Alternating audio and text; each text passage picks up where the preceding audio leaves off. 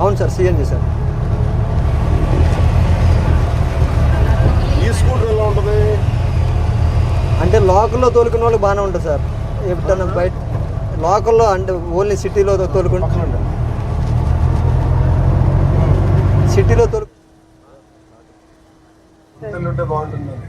ఏం లేదు, 4 ఏళ్ళు ఉండంగానే ఆటో వాళ్ళ సర్లే అని చెప్పేసి అంటము, మీరు రెంట్లు కట్టుకోలేరేమో అని చెప్పటము. ఇంకా అలా అలా అలా అంటుండేసరికి ఇంకా 1 ఇయర్కి ఒకసారి ఇల్లు మారాల్సి వస్తుంది. మేము అయోధ్యనగర్కి వచ్చి 20 సంవత్సరాలు అయింది. ఇక దాదాపు ఒక 5-6 ఇల్లు మారుంటాము. మాకు అదృష్టం బాగుంది సార్, మాకు కలవలేదు, రాలేదు.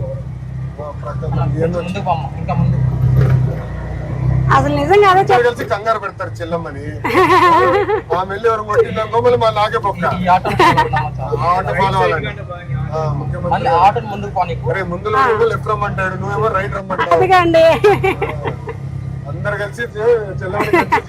లేదు సార్, నాకు అనుభవం అయింది కాబట్టి నేను జనరల్ గానే నేను స్లోగా తోలుతాను.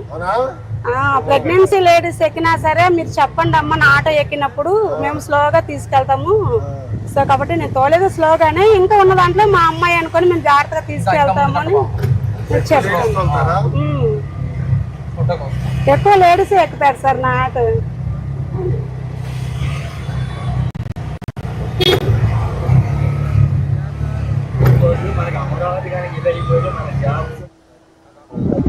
ఇప్పుడు నువ్వు చదువుకునేది నీ భవిష్యత్తుని మార్చేస్తుంది. నీకు ఒక ఎవ్రీడే నీకు జ్ఞాపకం ఉండాలా, మీ నాన్న ఆటో డ్రైవర్గా పనిచేశాడు, మీ తాత డ్రైవర్గా పనిచేశాడు, నువ్వు సాఫ్ట్వేర్ ఇంజనీరింగ్ కావాలి. కట్టిస్తా నేను కట్టిస్తానమ్మా, చేస్తాను.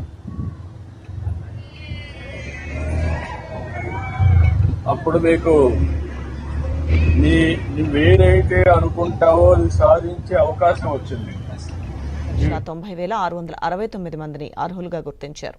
వీరికి ఒక్కొక్కరికి 15,000 చొప్పున 436 కోట్లను బ్యాంకు నాన్న ఆయనకి చెప్పలా.